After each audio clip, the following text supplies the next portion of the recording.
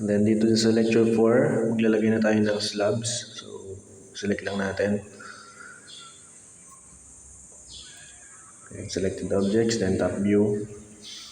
Then, click natin yung sa geometry, yung parametric models. So, ayan.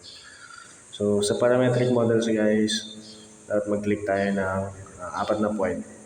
Hindi lang pala 4. Dapat kung saan tayo nag-start, doon tayo mag-click. Yan, dapat ganyan.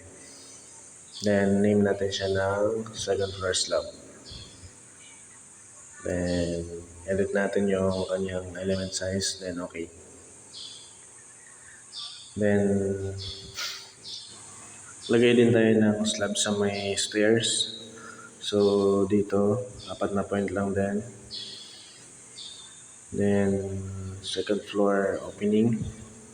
Then, click natin yung guys mag-click ng add openings kasi may hagdan yan dyan.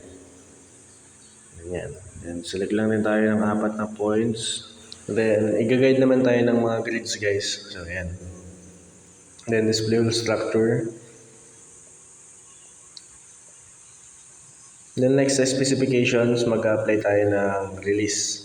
Sa may hagdan, dapat merong release yan kasi kapag intermediate beam, dapat merong release. Then, Shift E tayo guys. Shift E yan para lumabas yan. Para makita natin.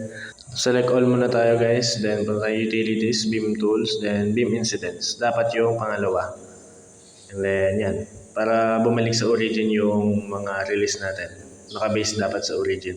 So, kapag kulay green, yan ang meaning yan, start. And then, kapag blue, yan yung end. Shift E lang yun guys, Shift E.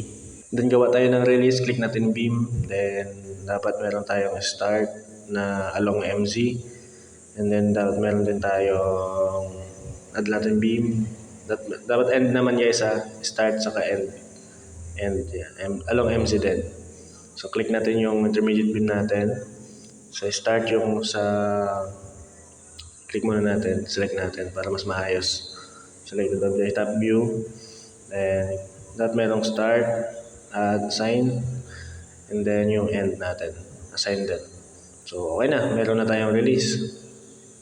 Display whole structure. Ayun. Okay na.